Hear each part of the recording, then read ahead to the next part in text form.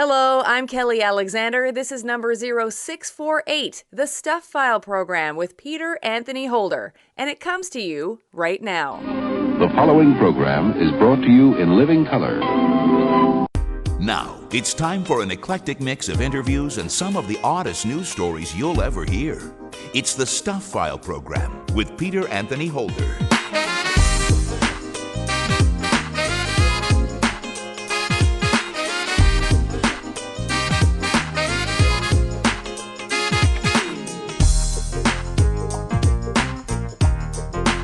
Hey there, hi there, ho there. Peter Anthony Holder here with you, and yes, this is indeed another edition of the Stuff File program, number 0648. And coming up on this edition of the Stuff File program, we remember Dwayne Hickman, who died recently at the age of 87. He had a long career in entertainment as a director, television executive, child star, and of course as the lead in the hit sitcom The Many Loves of Dobie Gillis, a role that definitely typecast him. Really, I was very typecast, and nobody wants to touch you when you're so identified with a TV character like that. When you play the title role in a series, it's kind of tough to go on and get other roles. So it was a problem for a long time. It was indeed. Comedian and actress Nika King, who plays the mother of Zendaya in the hit HBO drama Euphoria, which has just started its second season. Season 2 picks up right where Season 1 left off, dealing with Rue's up and down behavior, her manipulation, her lying, and on top of that, my younger daughter, played by Storm Reed, is going through her teen angst and her reaction to her older sister ODing, which we saw in the first season. Yeah, we just continue to go down that path, but I think my character, Leslie, now has to make some hard decisions, and we kind of see that unravel as the season goes along. Science writer Andrew Fazekas, the night sky guy, talks about the current status of the James Webb Space Telescope, a probe near the sun, and the Netflix movie Don't Look Up. Of course, this whole movie speaks to what's happening currently with the pandemic and all the suspicion towards vaccination and masking. It shows a parallel of the frustration that scientists have had with climate change, of getting people to take notice, understand the science. And as being a person who's a science communicator, doing that for a living, I can very much relate to that frustration and being able to, I'm not going to say dumb down the science, but really make it digestible is so important. The guest later, the person who told you this was show number 0648, was Kelly Alexander, host of The Kelly Alexander Show, a great program that you can find just about everywhere that you find podcasts. You can check her out on YouTube, on her YouTube channel. You'll find the link in this week's show for the number she just mentioned. See how that all goes around full circle? She gets great guests on her show. For instance, she recently interviewed Nikki Sixx from Motley Crüe, and you can find that link at youtube.com/Kelly Alexander Show. And as I mentioned, you'll find that link right here on the Stuff File page if you go to the page and take a look. Thank you very much, Kelly, for doing the guest slate on this edition of the Stuff File program, a show that is listener-supported, fan-funded radio that depends on you for our success. Join us at patreon.com to help make this show an even bigger and better radio experience. And thank you once again to two new patrons via Patreon to the Stuff File program. Hello to Peter James in the UK, who is also one of my favorite authors, he of the Detective Superintendent Roy Grace series of novels. His 17th is now out, called Left You Dead. Also, a shout out to Jeffrey Fennell from right here in Montreal, who has also become a Patreon subscriber. Thanks to both of you for your support of this show. Let's get right to the stuff, shall we? A 19-year-old woman pulled over by police in York County, Pennsylvania, had a live deer in the back of her car. She had hit the doe and decided to load it into her hatchback with the help of a passenger. According to Newberry Township Police, after a short time, they had realized the deer was still alive. However, they continued to drive with the animal in the vehicle. The traffic stop was for a DUI investigation, but before proceeding, they ordered the driver to remove the deer and set it free. Squad car dashcam video shows her complying, holding the struggling animal as she carries it off the road. The unnamed woman was then arrested, charged with driving under the influence.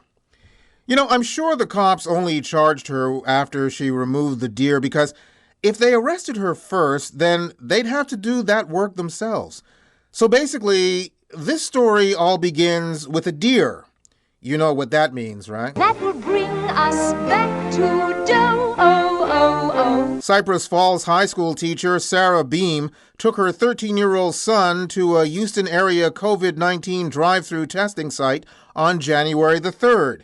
When a worker there approached her car, Beam told her that the boy was in the trunk because she didn't want to be exposed to the virus. Did you open up the trunk? Was there somebody inside the trunk? Did you open the trunk? Did you open the trunk? Did you open the trunk? Did you open the trunk? Did you open the trunk? Oh yeah, they opened the trunk. Police were alerted and Beam was arrested and charged with endangering a child. While he was not hurt, officials said in the event of an accident, he could have been. But the Cypress Falls community has shown support for Beam, posting messages outside her home that say they have her back. She was released on bond and put on administrative leave. So, I guess that disqualifies her for Teacher of the Year then, huh? Probably Mother of the Year, too. On January 7th, the California Court of Appeal ruled that the Los Angeles Police Department was justified in its firing of 2 officers in 2017 after they ignored a robbery call to play Pokemon Go. On April 15th, 2017, Louis Lozano and Eric Mitchell were assigned to patrol the LAPD's Southwest Division. But when a call for backup came over the radio, Lozano and Mitchell were captured on their in-car video responding, "I don't want to be his help," and "screw it."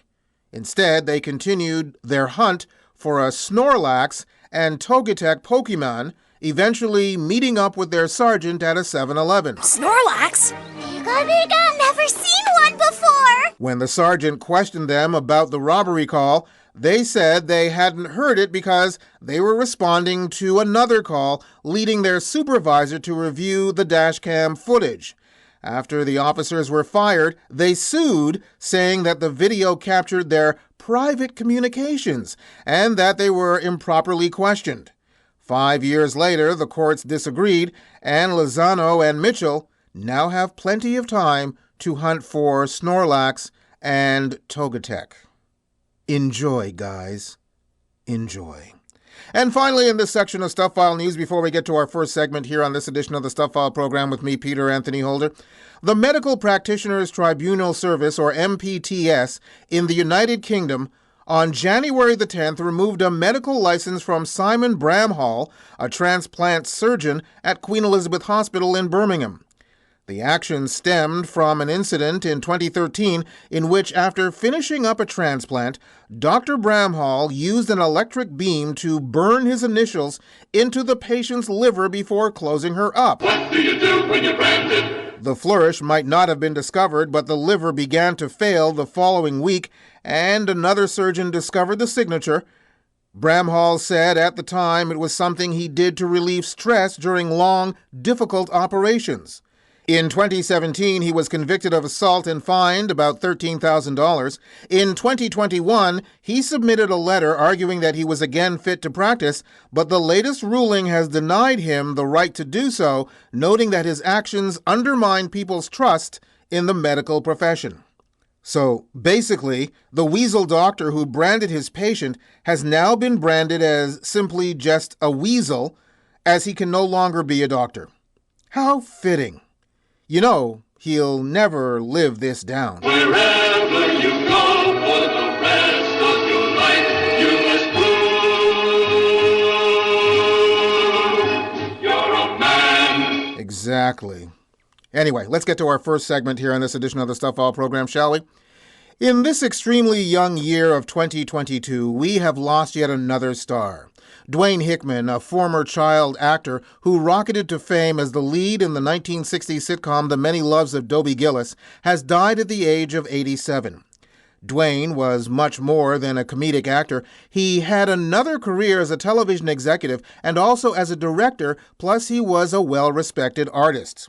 I had the chance to talk to Dwayne back in 2001, less than a month after 9/11.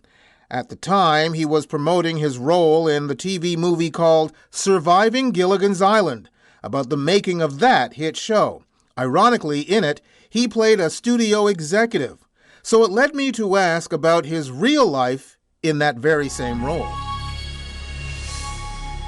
Do you think that your experiences as an actor and being someone who was on a hit series was perfect for you becoming a network executive, as opposed to the suits that are normally there? Well, yes and no. I mean, it gave me a great understanding of how the network works. On the other hand, I wasn't around my element, which is acting in the actual making of a series. So in that respect, it was a little different. But I went there to learn how to produce shows and how to put shows together and sell them to a network, and I stayed a long time. And I must say, it was nice to get a steady paycheck.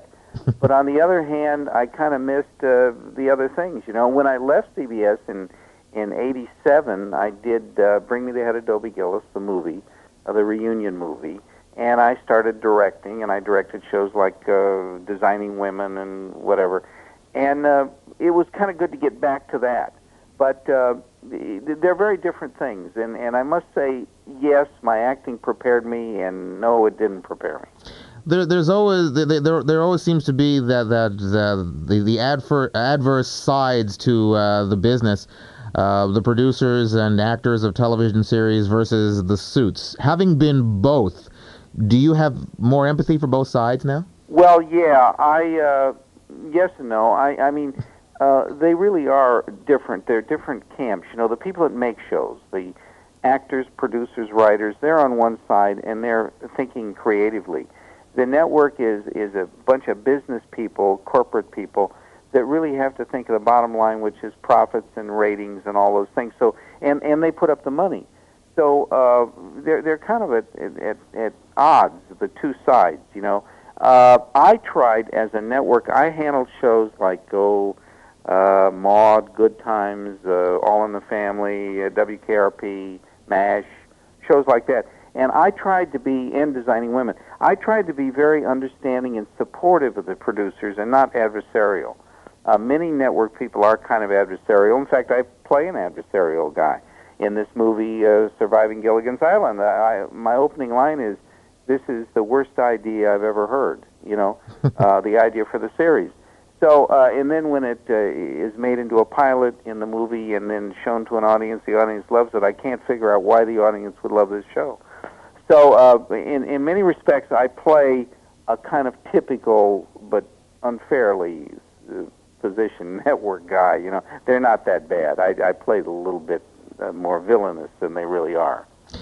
Now, when you talk about networks are looking at a bottom line, still, having said that, there seems to be a difference nowadays as to, shall we say, nursing a television show along. I mean, there are things that go on the air today that get canceled tomorrow that might have been given a longer period of time. I look at some of the classic shows that have been on the air over the years that had some difficulties in finding its audience initially.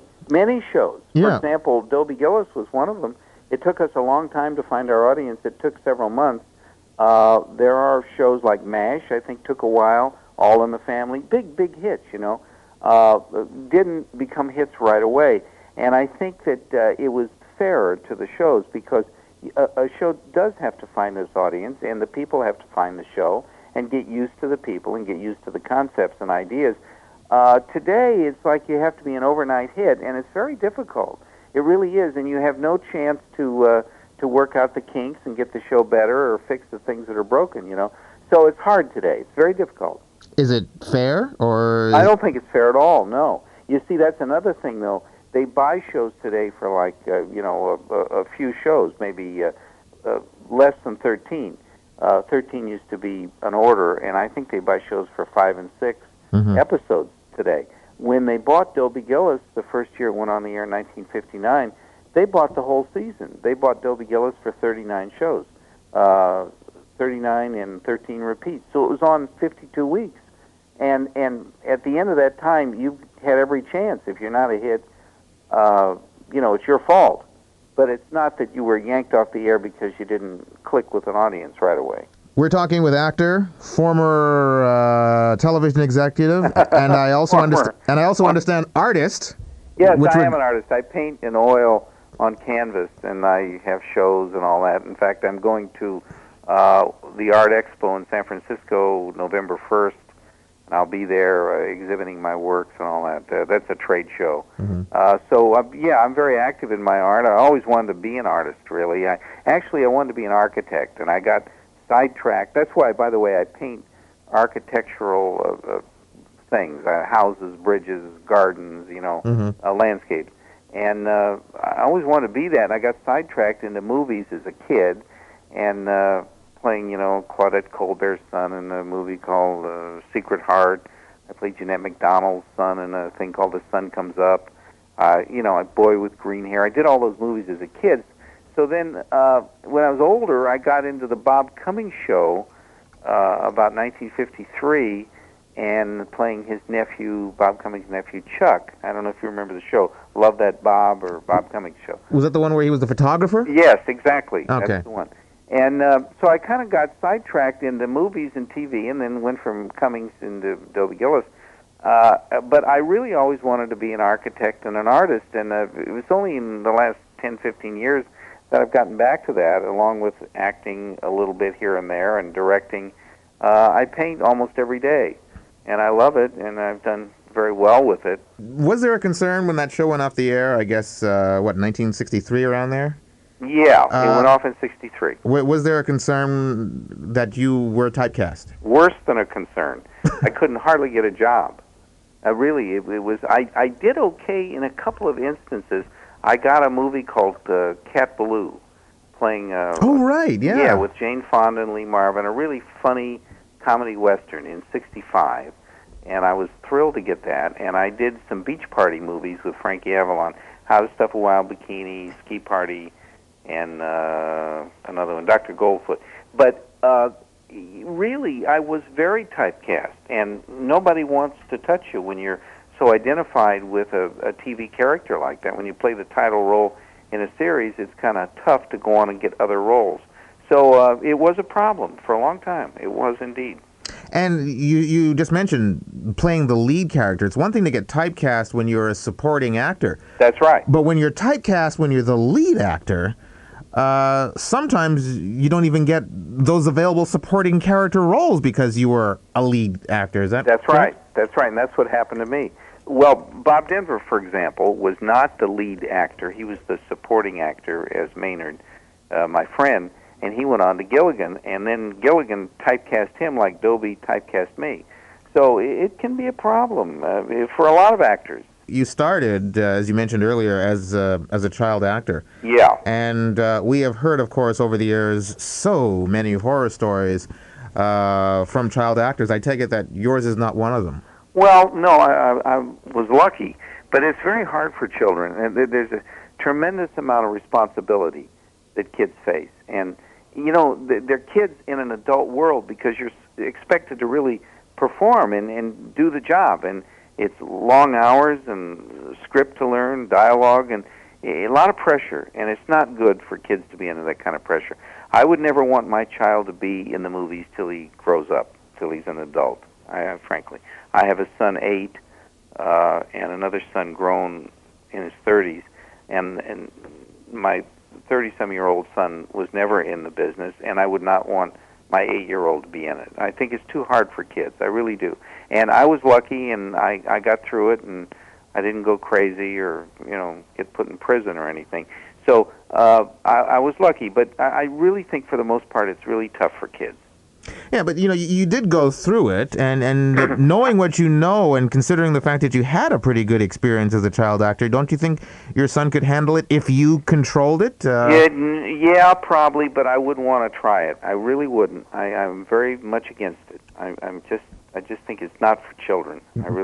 I've worked with a bunch of kids since I've been an adult, and I think it's hard for them. I really do, and I would not want to put mine in that position of having that pressure. Because I know we've had another person we've had on the program who was also a former child actor who's done rather well as an adult is Dick Van Patten. Yeah. And he actually has a book out that talks about how one can work with children and be a child actor. Oh, it can be done. Mm-hmm. It can be done, but I just think not for me, not for my child. What are the biggest pitfalls? Is it the directors, or is Well, it's just too much pressure. It's not a normal life for a kid. I mean, the people that make shows, make movies and TV shows are very serious-minded professionals, and they want the work done, and they want it done now, and so the kids don't have a chance to be kids and to be with other children and play and go to school normally. I think that, at least it was, and I think it still is, that you have to go to school on the set 3 hours a day. Well, that 3 hours can be 10 minutes at a time. In other words, you run in and you sit there for 15 minutes and you go back into a scene and all that. So that's how you get your education. You don't get a chance to be around other children. I just think it's tough. I mean, there's a lot of drugs around. There are problems that all children face, and I think it's even worse for kids in the movies. I really do. You did a TV movie, what was it, 1988? Bring Me the Head of Dobie Gillis. Yeah, I did that in 88. Was there a concern that the character that you played for so long on television was to a certain degree forgotten? No, and actually not. In fact, the movie did very well. It didn't turn out as well as I had hoped because of the script and the direction and some problems in the making of it. But in terms of the ratings and everything, it was very well received, and people really enjoyed it. And it was kind of a hit.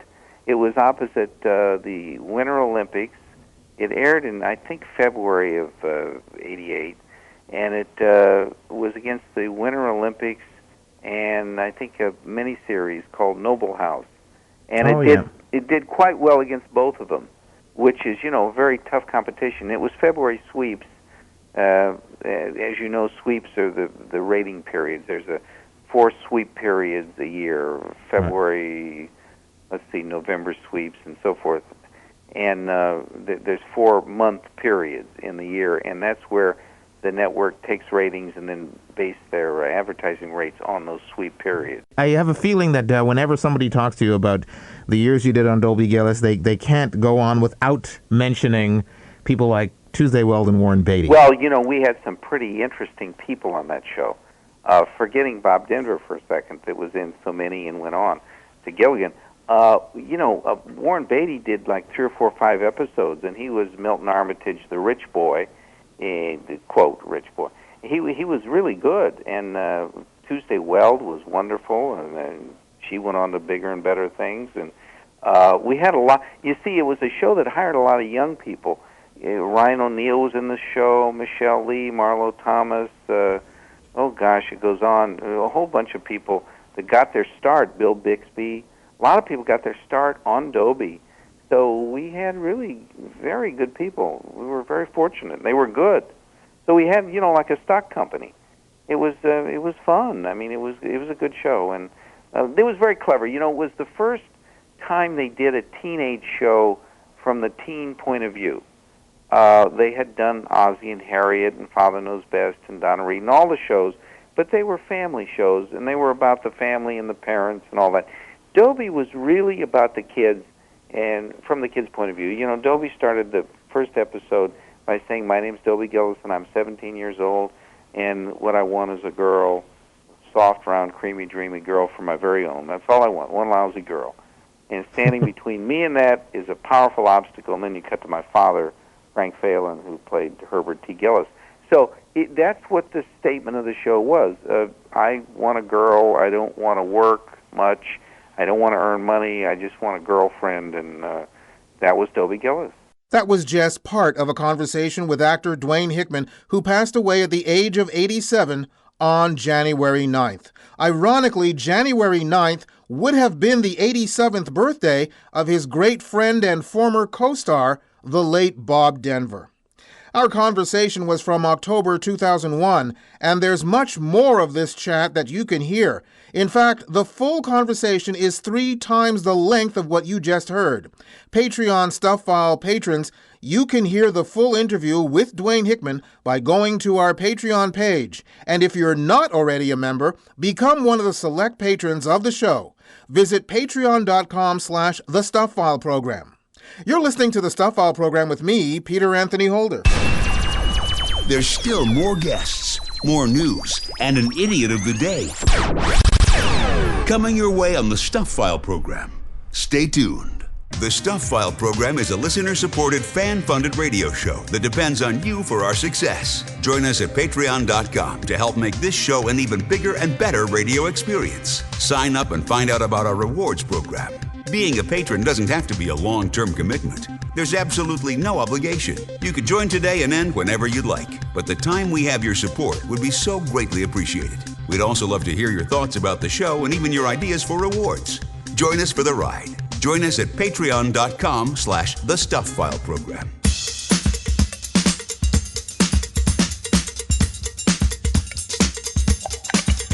Available on Google Podcasts, Amazon Music, iHeartRadio, Spotify, and just about every other way you stream audio.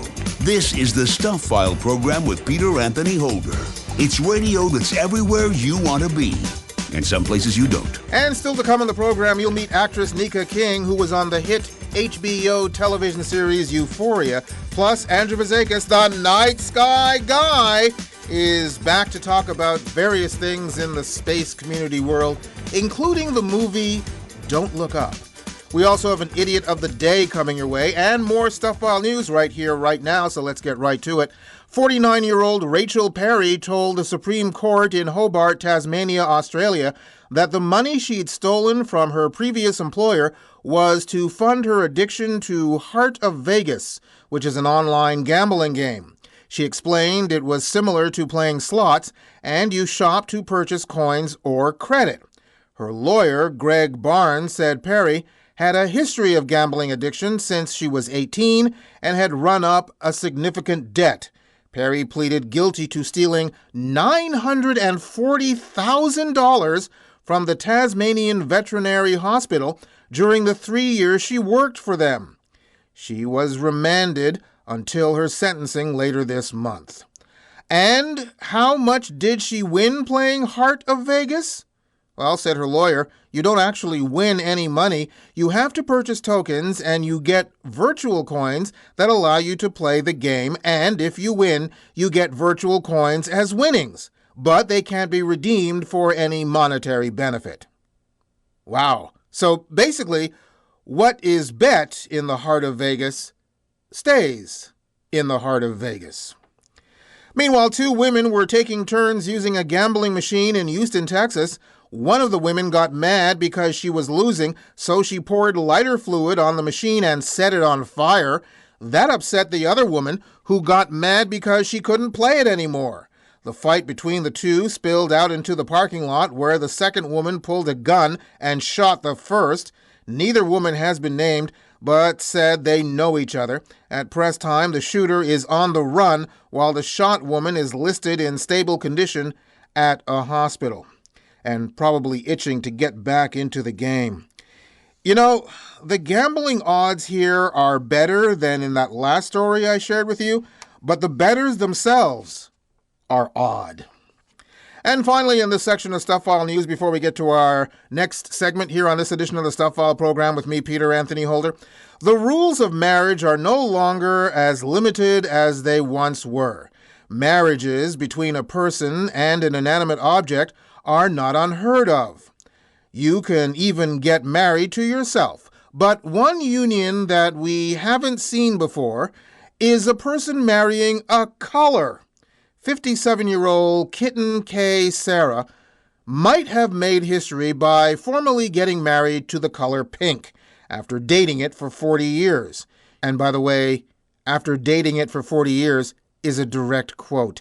She says wearing pink every day makes her feel fantastic, and the next logical step for Kitten was to make her love for pink official by putting a ring on it. For the ceremony, Kitten arrived in a pink Chevrolet and gave herself a pink ring. The wedding took place in Las Vegas in glorious sunshine. The bridesmen all wore pink suits and sprinkled pink petals on the ground. Yeah. You know, it wasn't that long ago that a white person couldn't marry a person of color. Now they can actually marry a color. Times, they are a-changin'. Anyway, let's get to our next segment here in this edition of the Stuff File program, shall we? Actor and comedian Nika King is back for the sophomore season of HBO's Emmy-winning drama Euphoria, where she plays Leslie Bennett, the mother of 2 daughters, including Zendaya's lead character, Rue. Nika joins us via Zoom from Los Angeles. Hi, Nika. Hey, how are you? I'm well. Everything is great. Euphoria is back with the infamous Rue, played by Zendaya, and also Stormy. She plays Gia, and I play Leslie. And we are the Bennett family. You have done stand-up. You were here in Montreal at Just for Laughs a couple of years ago.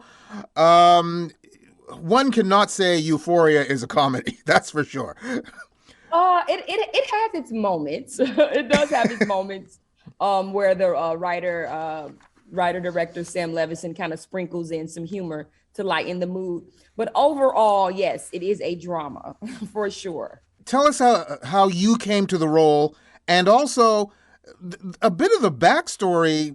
This kind of is personal for you, isn't it? Yes, it's very personal to my experience growing up in Miami. I had a few family members who were addicted to drugs, so it was reversal. But still, it still brought up those feelings of helplessness that I experienced as a kid, and now when I play this role, the mother of a drug addict, you know, she's out of control, and it's only so much I can do. But I love the drama of it. I mean, I'm just like, every time I get a scene, I'm ready to sink my teeth into it. Now, Zendaya won the Emmy, one of the youngest people ever to win an Emmy in that category. And when you first started working with her, did you actually say to yourself or see, yeah, this girl's got it and she's going places in this role? Well, actually, I had auditioned for Casey Undercover, which was a Disney show, maybe like a year and a half before I auditioned for Euphoria.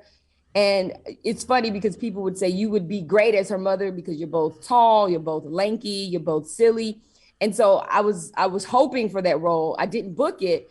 But then when I got Euphoria, I was like, oh man, this is the role. You know, this is definitely the one that I probably didn't even dream about yet that happened. So yeah, I mean, immediately when we had our chemistry read, it was a lot of fun. We were joking around. And I just knew, you know, she had something special. I mean, I don't need to say that. I think it's always been this thing that she has the it factor for sure.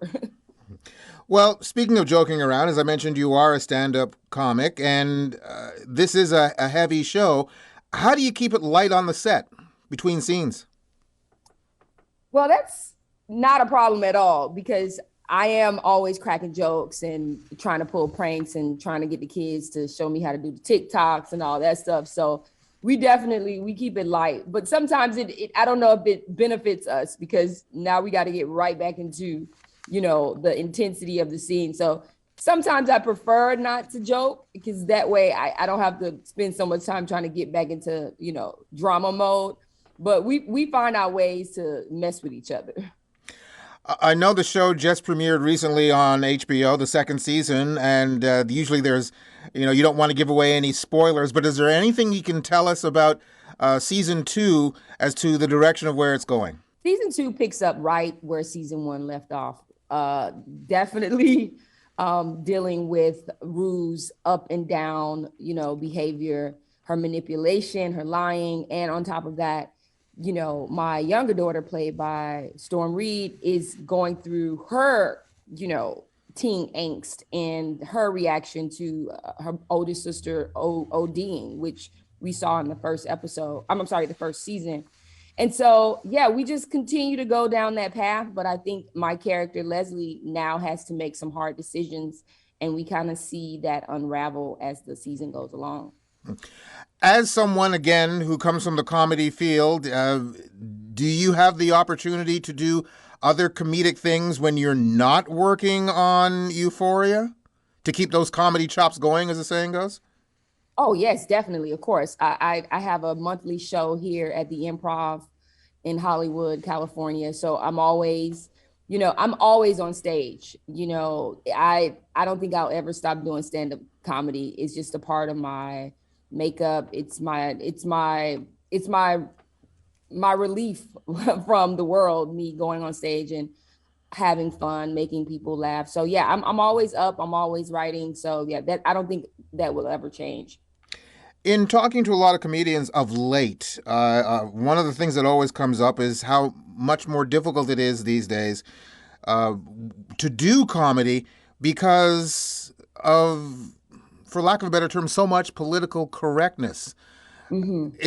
Has that been a problem in your career, especially when you're going to do something, when you're workshopping some material and working things out? Has that become a difficulty? Honestly, I've always been rebellious in regards to things like that, and I don't think too much of cancel culture. But I think, with Dave Chappelle's last special, it kind of addressed that, and it made people realize that, we are comedians. We do have different outlooks and perspectives on things, and it may not necessarily even be our perspective, but maybe we feel like that's the angle of the joke that will get more laughs. So, it's unfortunate that people, want to control the world in so many ways. And I don't subscribe to it. I just go on stage and I have fun. And I haven't been canceled yet. So we'll see. We'll see. But even though, like I said, if someone's not canceled, that thought is somehow usually in the back of one's mind. Like, is this the night where I get a heckler that I'm not going to be able to handle? Yeah, well, that's the thing. I think hecklers, that they don't matter. They don't care whether it's cancel culture or not. You're going to always have those people. And I like to interact with the crowd. I'm always doing crowd work. And if I get a heckler, which I've had plenty of them. I had three Karens sitting in the front row. So, they were definitely, I guess, they were on a mission that night to ruin everyone's night, but we had fun. We ended up getting them kicked out, so that was fun. And then we continued with the show. But you just gotta roll with the punches, man. Like it's fun to be on that stage and to know that anything may happen, and you got to be ready for it. Did any of them ask to speak to the manager?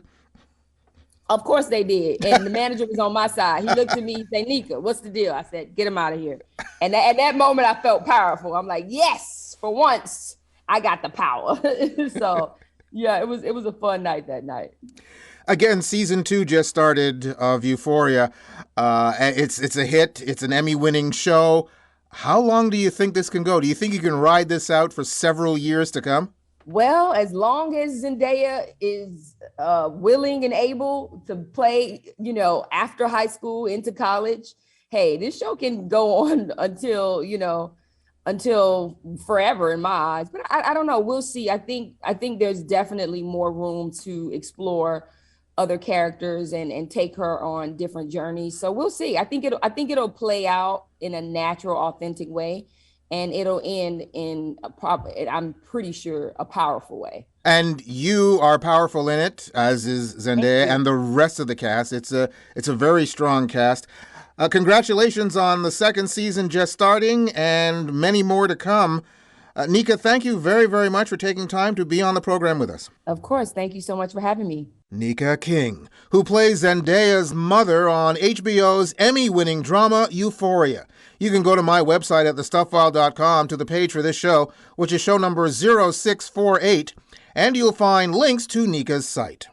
You're listening to the Stuff File program with me, Peter Anthony Holder. Got something for the mailbag? Drop Peter a line. He'd love to hear from you. Send your email to mailbag@thestufffile.com. And remember, stuff is spelled S-T-U-P-H. That's mailbag@thestufffile.com. Or catch up with him on Twitter or Facebook. There's more Stuff File coming your way in just a few moments.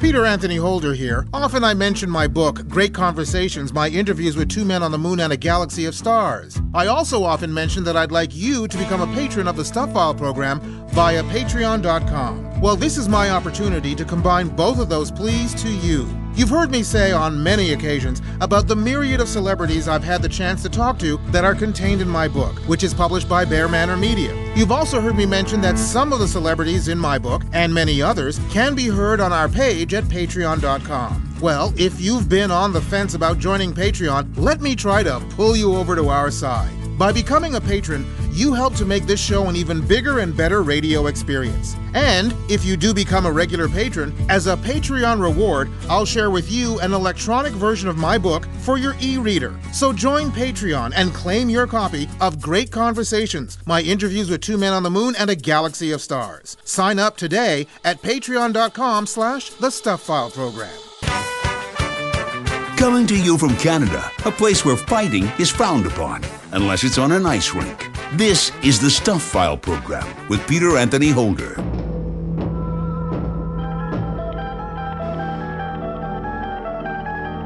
Now, the Stuff File presents Andrew Fazekas, the Night Sky Guy. It's radio that's out of this world. Andrew Fazekas, the Night Sky Guy, is a member of the Royal Astronomical Society of Canada and the author of National Geographic's Backyard Guide to the Night Sky. Andrew, the last time we talked before the new year, we discussed the launching of the James Webb Space Telescope and how delicate the first part of its mission will be. What is the status of its journey to the edge of the universe at this moment? Well, right now, the big thing is that it's been able to deploy all the heat shields that it needs. It has 5 layers of these tennis court size heat shields. All of them have successfully been deployed and basically tightened out, and tension is there that they need. And this is very important because this cools down the telescope itself. It's an infrared telescope and it's functioning at very, very extremely low temperatures, and it needs that shielding to work so that the telescope can function as it's designed to. Also, just in the last few days, they've managed to unfold the main mirror. That is really a big deal. It's an amazing milestone to have that mirror set completely unfold. It's sort of like a giant origami project, this telescope, in a sense. And it's a $10 billion machine, and it's one of the most complicated space engineering feats ever accomplished, and it's on its way to about a 1.5 million kilometer distance from Earth. It has to be far away because it just needs that very cold, dark place away from the heat source that the Earth is to function properly. And it'll get there in another couple of weeks by the end of January. Hopefully in a few months, it'll turn its vision out into the universe and we'll see new things. One of the things I found interesting, an article I was reading was talking about the fact that some fans of the James Webb Space Telescope who wanted to see more of what was going on were complaining about the fact that there were so many billions of dollars spent to put this thing into space, but there weren't cameras on board to show it unfurling. And I'm thinking, well, that's just extra weight. Why do that? Yeah, I mean, this was exactly. I mean, there's so many complicated things that are going on in the spacecraft, and even operating a camera system, it's just another element of complexity that they didn't want to bother with. I don't blame them because it's just such a complicated system that you don't want to mess with it. Exactly. And one of the things you talk about, cooling down the array. The thing I found interesting in an article I read, too, was something about the fact that the far side, or the side to the sun, the difference in the heat on one side of that telescope array as opposed to the other? That's right. So you've got a hot side and the cold side. So right now, it's interesting because we've got the hot side sitting at around the highest temperatures it's reading is about 54 degrees. It fluctuates actually between like 10 degrees Celsius and 54 degrees Celsius, while the cold side is around minus 200 degrees Celsius. It's going to get even colder than that, but that's basically what the telescope needs, is that cold temperature side to be at those temperatures, crazy cold temperatures. It's really to see those temperature readings live, and actually people can go online. They can go to web.nasa.gov. It's a great webpage to keep tabs on it, and you can see the live temperatures on both the hot side and the cold side of the telescope. And people who go to that site and check out the cold side of the telescope can stop whining about the weather where they currently live right now. That's right. I'm in Montreal, just like you, Peter, and it's like, oh my gosh, it's like really, this is cold, but what are we complaining about? So it's minus 20, big deal.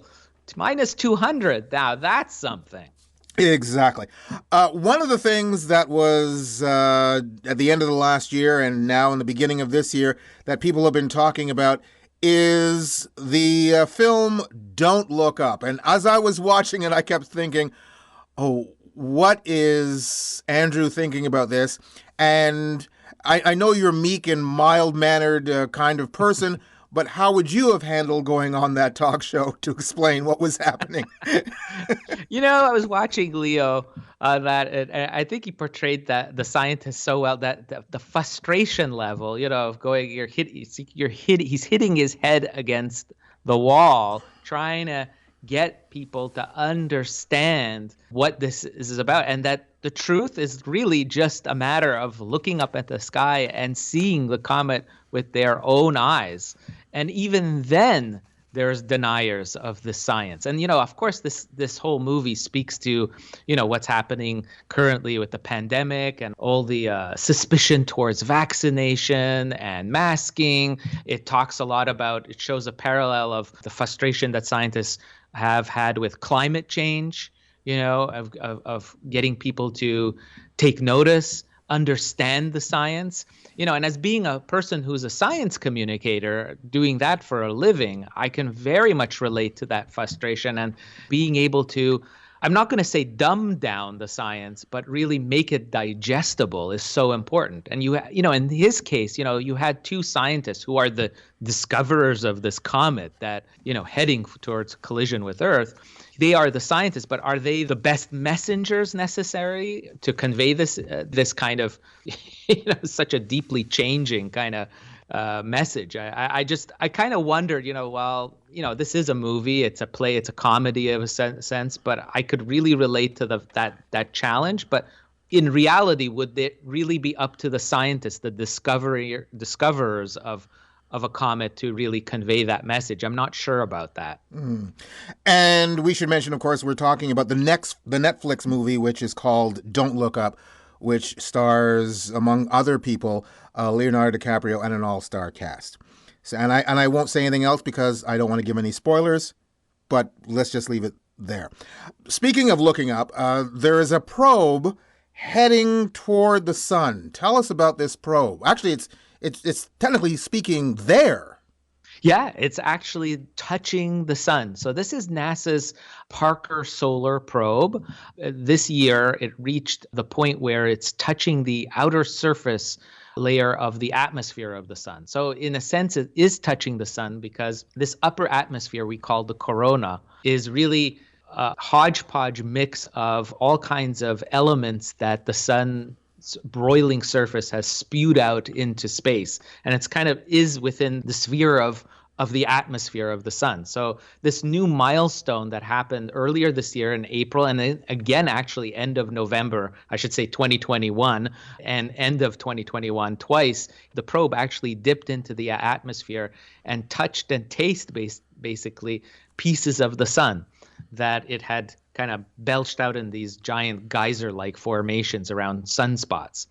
Many scientists in the space community are likening this to like landing on the moon that they did in the Apollo era, allowing scientists basically now to understand how the sun was formed, touching that stuff that actually makes up the sun. All of this, they think, is really going to help us uncover some critical information about this closest star that is, the biggest influence on our solar system and, of course, life on Earth. I mean, we wouldn't have life here on our planet without the sun being the type of star that it is. And so understanding that makeup of our sun is critical, I think, in our search for life elsewhere in the cosmos. Right now, the Earth is the only planet that we know of that has life. And the ingredients that allow us to have a habitable world is dictated in big part by what the sun is made up of, its ingredients and how it functions, what makes it tick. So once we understand through this Parker Solar Probe mission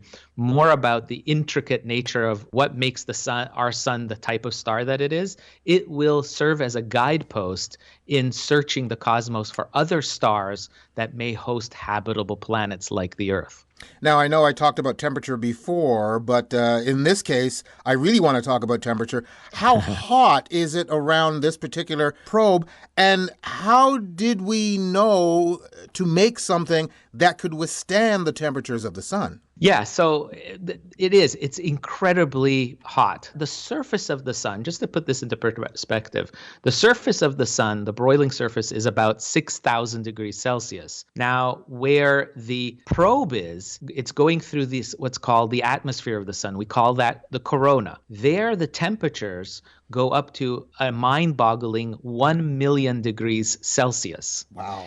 And this is a big mystery. Why is it hotter in the atmosphere of the sun as opposed to the surface of the sun? We don't know. This is one of the major mysteries that we've known about for a long time. And this is what the probe will hopefully be able to answer, why there is this difference. And the distance, by the way, that the probe is from the surface of the sun is about 8.5 million miles from the surface of the sun. And it will get closer. The probe's mission isn't over yet. It will last for another 3 years, and it's in a looping orbit, and it will be dive bombing the sun closer and closer, probably going even half the distance of this last, epic barnstorming that it did in November. It will do half that distance and get even deeper, closer to the sun. So we don't know what we'll find. It's a big mystery. But really, the building of the spacecraft, you alluded to that. How did we knew what the temperatures are that it will be exposed to. It's interesting. They knew this 50 years ago when they were planning the mission. But they didn't have the technology and the science to really build a spacecraft that could withstand those, extreme environments, the temperatures. Is there some place where they could actually test the components that were built into this thing? Yes. Is there some place on Earth that they, in some sort of chamber that could get hot like that, or is that even possible? We can, for very short periods of time, we have laboratory conditions, like you said, chambers that would allow us to get into these kind of extreme cosmic type of scenarios, but for very brief periods of time. But it took over 50 years for us to get into basically the 21st century to build the carbon composites that were required to build a heat shield, for instance, that would be hardy enough to withstand the temperatures, but also not thick and bulky so that we wouldn't be able to launch a spacecraft with old school type of technology and engineering. So we really had to wait to get those kind of lightweight materials, these carbon composites that really are only, and the heat shield, by the way, of the spacecraft only measures about something like 5 inches across.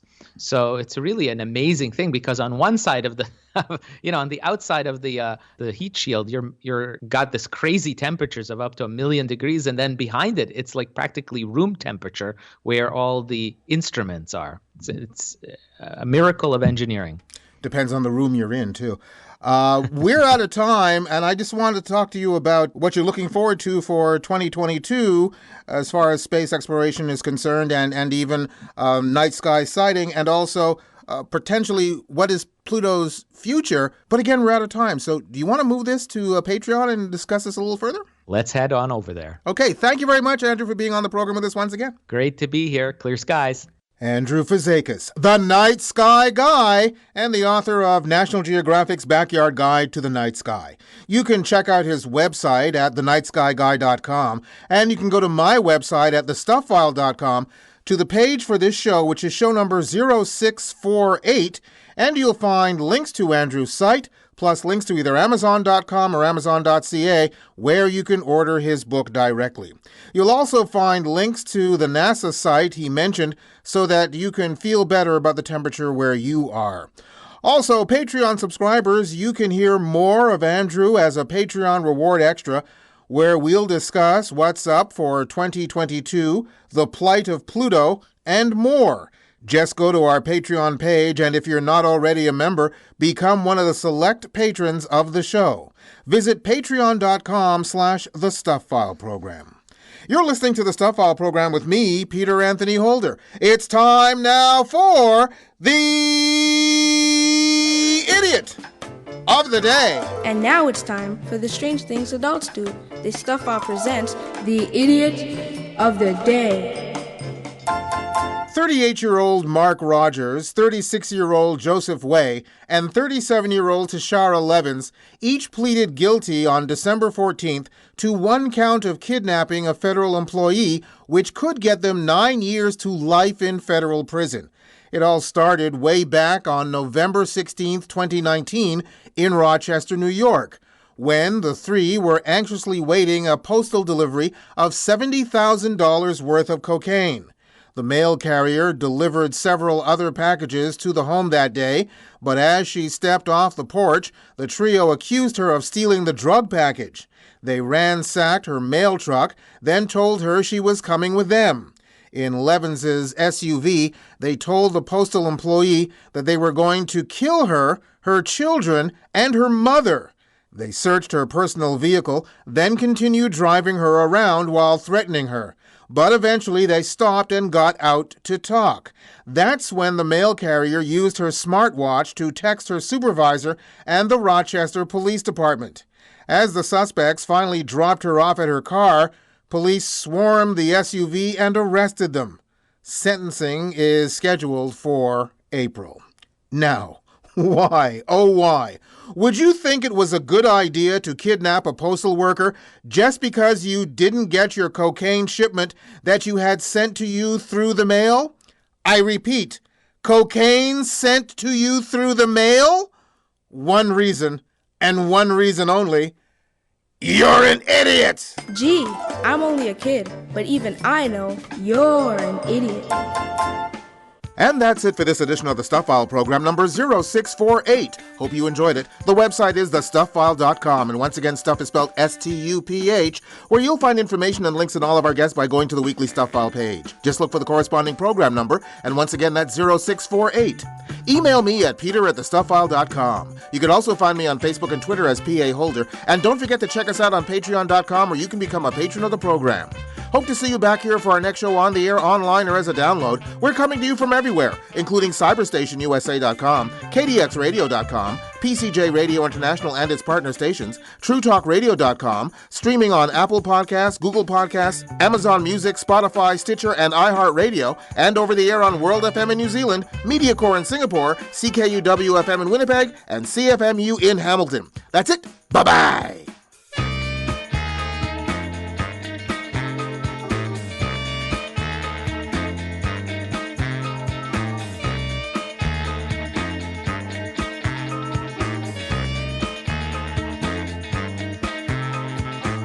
You've been listening to the Stuff File program with Peter Anthony Holder, a presentation of Flying Fish Communications.